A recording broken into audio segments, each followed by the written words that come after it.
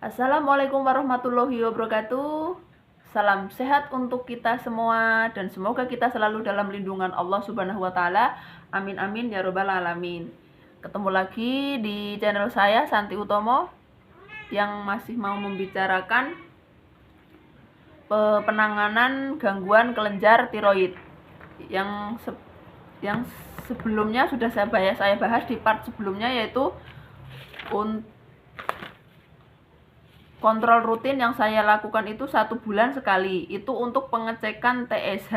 TSH yaitu Thyroid Stimulating Hormone, berfungsi untuk menstimulasi kelenjar tiroid untuk mensekresikan hormon tiroid dalam darah. Ya, itu apapun, kalau kita kontrol apapun keluhannya, kita usahakan untuk diutarakan ke dokter agar kita mendapatkan jalan keluar untuk mengurangi keluhan itu sendiri. Jadi kalau teman-teman punya keluhan atau hal apapun yang ingin ditanyakan sama dokter, yang kita ingin tahu, itu boleh ditanyakan sama dokter. Terus kemarin ada akunnya Ponco Budut yang menanyakan penggunaan kartu kesehatan, apa ada perbedaan dengan pasien umum? Maksudnya perbedaannya adalah perbedaan pelayanan dokter. Dan yang saya ketahui selama pengobatan di Jogja itu tidak ada perbedaan pelayanan dokter yang menggunakan kartu kesehatan dengan pasien umum. Jadi semuanya pakai sistem antri. Jadi yang datang awal pun dilakukan pelayanan awal, datang akhir dilakukan pelayanan akhir. Jadi tidak ada perbedaan pelayanan dokternya. Tapi untuk obat kan untuk obat kita kurang tahu. Soalnya kan biasanya kalau obat itu dikonsultasikan di dalam ruangan sama dokter. Jadi untuk obat kurang tahu. Mungkin kan bisa juga yang pasien umum ditawarkan obatnya yang lebih bagus, yang bukan standar, yang dengan yang tercover dari kartu kesehatan itu sendiri gitu. Untuk akun Ponco Budut semoga menjawab pertanyaannya nggih. Terus tata cara minum obat hormon tiroid. Nah, tata cara obat hormon tiroid itu sendiri yaitu harus kontinu setiap harinya, dan jamnya harus sama agar hasilnya terpenuhi hormon tiroidnya. Yaitu misalkan saya jam 5 pagi, kalau jam 5 pagi minum, ya jam 5 pagi terus itu minumnya gitu. Kecuali nanti kalau ada perubahan itu biasanya pada bulan puasa. Bulan puasa itu biasanya itu jamnya kan lebih maju kan, jadi itu diganti cara minumnya itu jam 2 sebelum makan sahur dan setengah 4 baru makan sahur. Dan itu pun dalam kondisi diusahakan itu dalam kondisi 6-8 jam perut kosong. Dan dari jeda antara minum obat dan ke makan sahur itu biasanya boleh makan asupan, tapi hanya minum air putih. Biasanya itu yang diperbolehkan air putih gitu.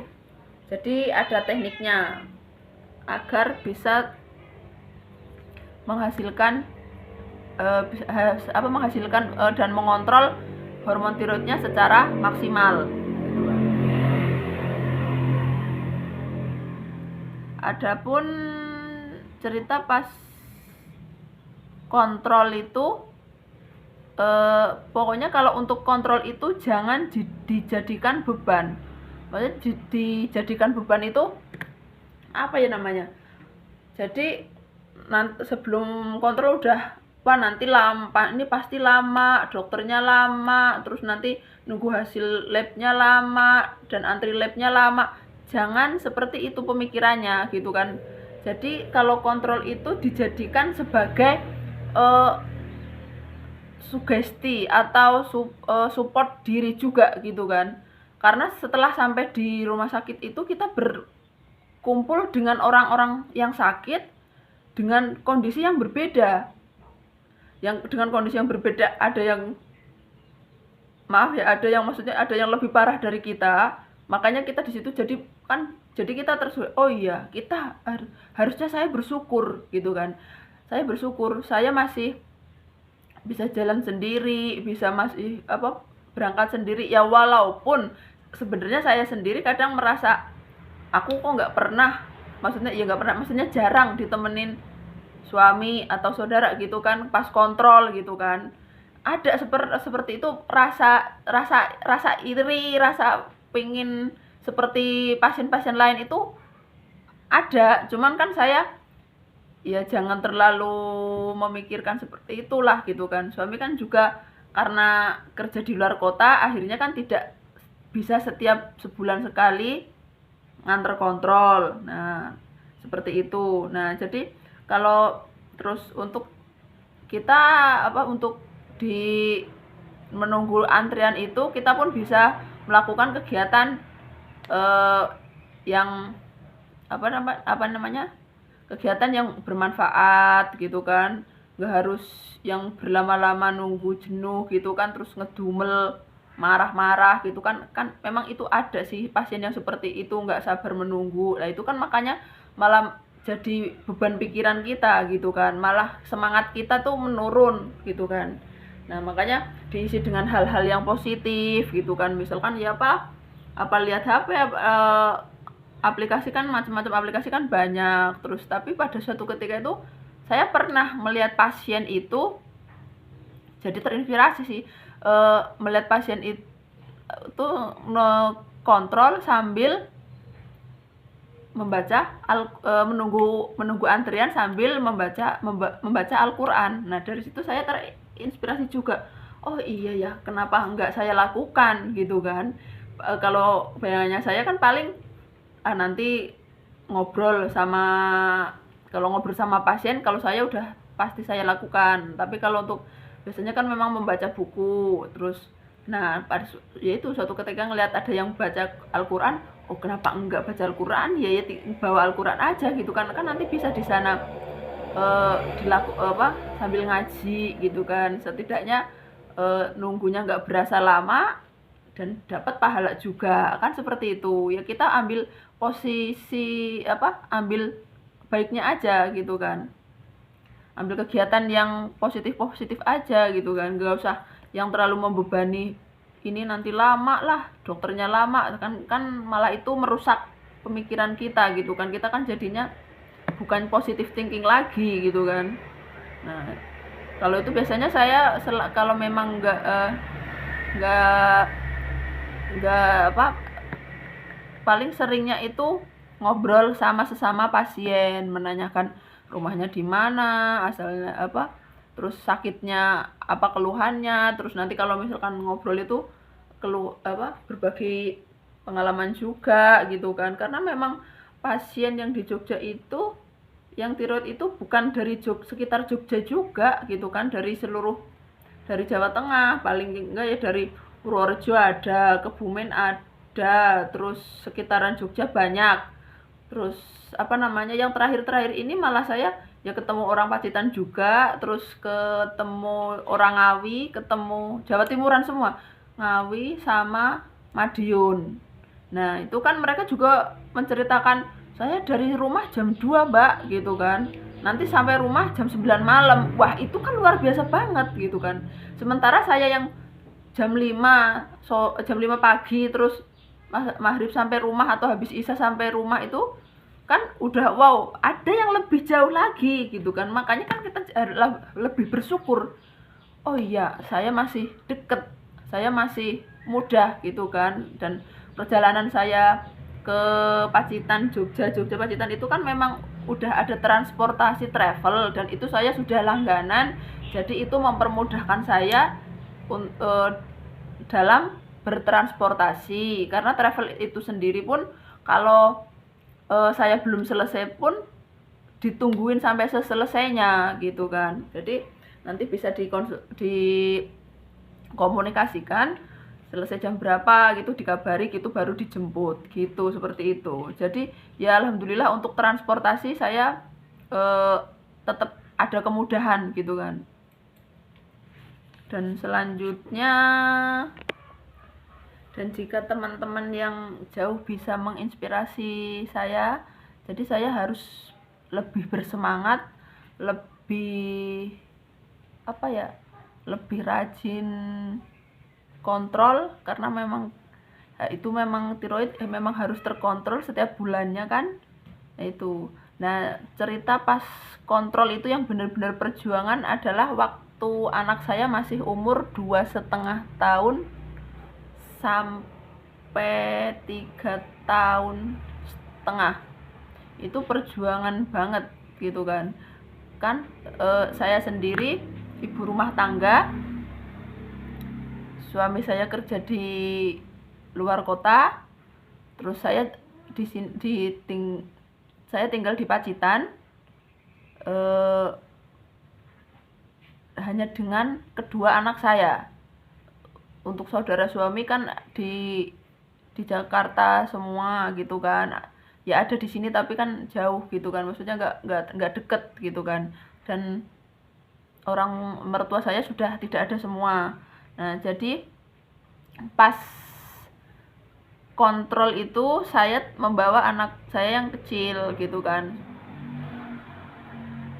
Terus orang tua saya itu ada di Kebumen. Saya asli Kebumen, yang asli Pacitan suami saya gitu kan. Terus nah, jadi kan ibu saya kan juga nggak bisa setiap bulan sekali ke sini, istilahnya momong cucunya ditinggal kontrol itu kan nggak bisa. Nah, akhirnya saya bawalah tuh sehabis pasca operasi 6 bulan kemudian saya bawa terus kontrol, karena kan memang dia di rumah gak ada yang ngomong, terus belum sekolah juga gitu kan. Nah, terus pas kontrol itu saya titipkan di perpustakaan rumah sakit gitu kan. Di sana kan seperti tempat untuk tempat membaca buku lah, jadinya kan di sana anak saya diperkenalkan baca tulis dan mewarnai juga gitu kan. Itu masih umur 3 tahun sampai 3,5 tahun lah gitu kan. Terus ya udah, nah dititipkan di sana. Dan untuk Mbak Nisa dan partnernya di sana, saya ucapkan terima kasih atas segala bantuannya yang udah mau ngomong anak saya gitu. Maafkan kalau anak saya nakal di sana ya. Terus di teman sana, bahkan suatu ketika pas saya bawa anak saya, terus suatu ketika si perpustakaan itu tutup. Kalau nggak salah, nggak tahu renovasi atau gimana gitu. Terus itu saya minta tolong bantuan sama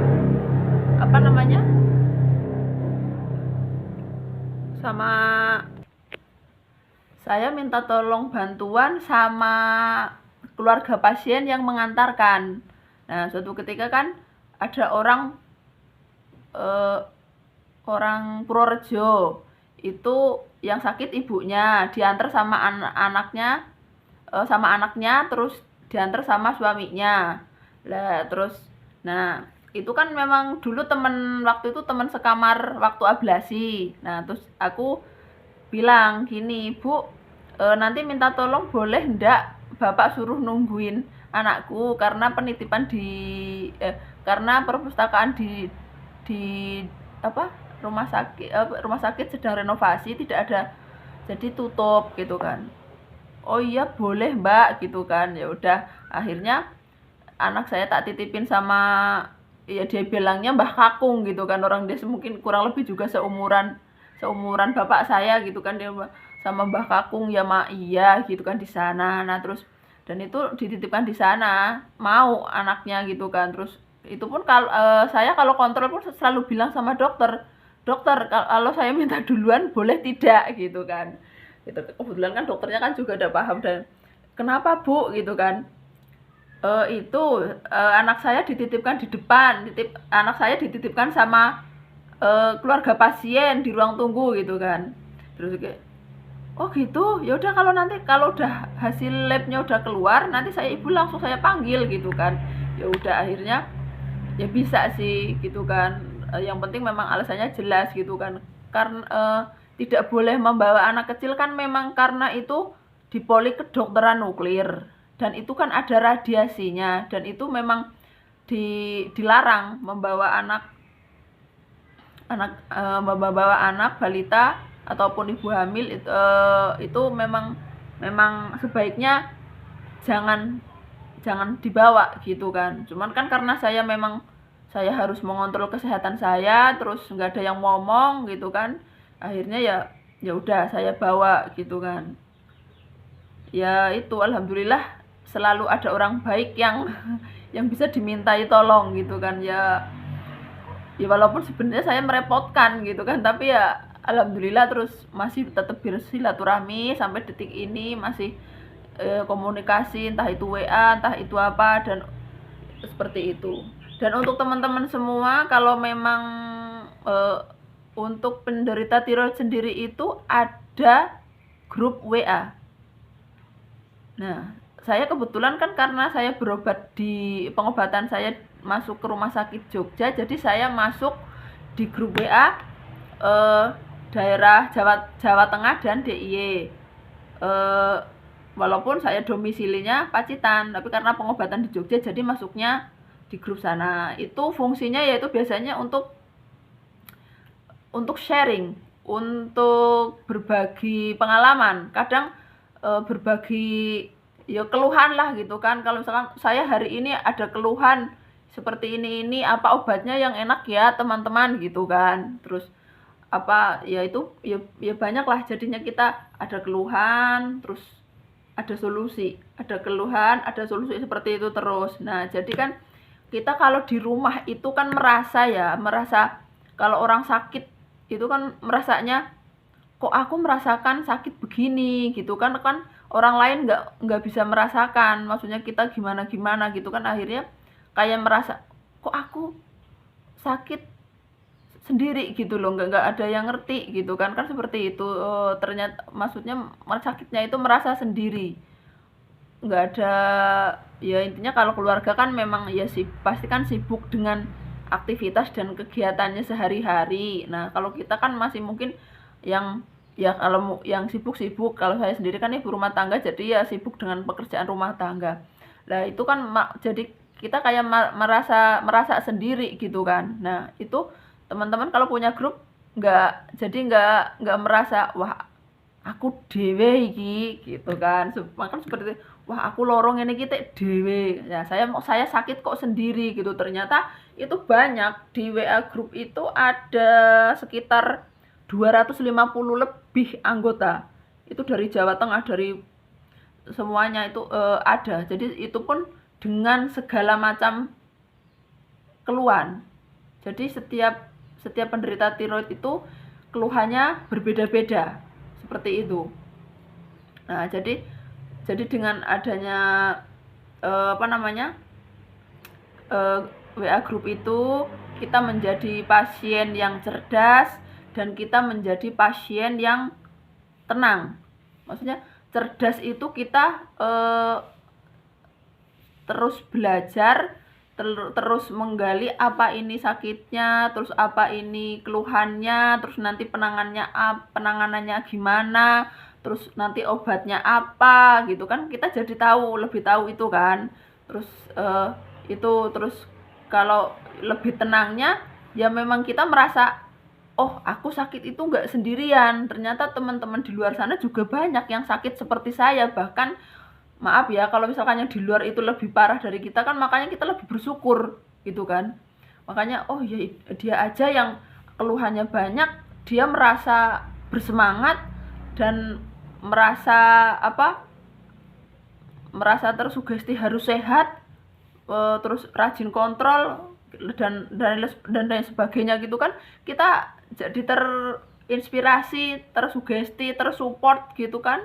Memang kan Tiroid itu sebenarnya yang lebih ininya mentalnya, karena gampang cemas, gampang panik. Nah, kalau kita mendengar apa kan jadinya ini. Cuman kan kalau kita sering komunikasi sama teman-teman yang sependerita kan, kita lebih tenang gitu kan. Dan jadi teman-teman perlu digarisbawahi, yaitu kalau kita itu sakit itu tidak sendiri. Banyak di luar sana yang sakit seperti kita, cuman ya kita tinggal menghadapi sakit ini gitu, kita seperti apa gitu kan. Yang pasti sih sebenarnya kalau sakit itu kita malah harus lebih semangat gitu kan. Harus semangat, saya sehat, semangat, saya kuat gitu kan. Jadi biar badan terus daya imun tidak menurun gitu kan.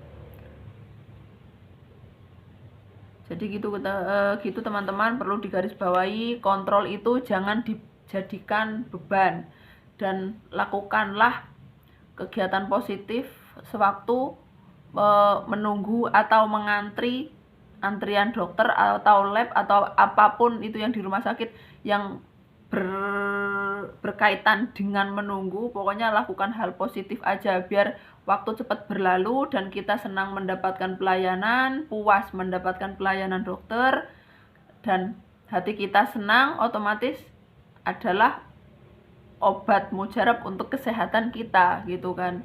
Jadi kita tetap semangat, kita tetap meyakinkan diri bahwa kita itu melalui ini semua adalah wujud ikhtiar kita agar sehat gitu kan. Ya, jadi itu yang perlu dilakukan. Terus jadi untuk teman-teman sekalian, mungkin untuk hari ini cukup sekian. Ini kita bikin video di dalam ruangan karena 4 hari ini hujan terus, jadi tidak di outdoor. Kita bikin videonya di indoor aja gitu kan. Terus ya udah, untuk hari ini cukup sekian. Semoga bermanfaat dan bisa memotivasi teman-teman untuk berobat secara rutin dan harus berpikir positif untuk kesembuhan kita agar kita tetap semangat menjalani kehidupan ini gitu kan. Ya udah, cukup sekian. Salam sehat untuk kita semua. Ingat, sehat itu mahal, tetapi sakit itu lebih mahal. Demikian dari saya. Wassalamualaikum warahmatullahi wabarakatuh.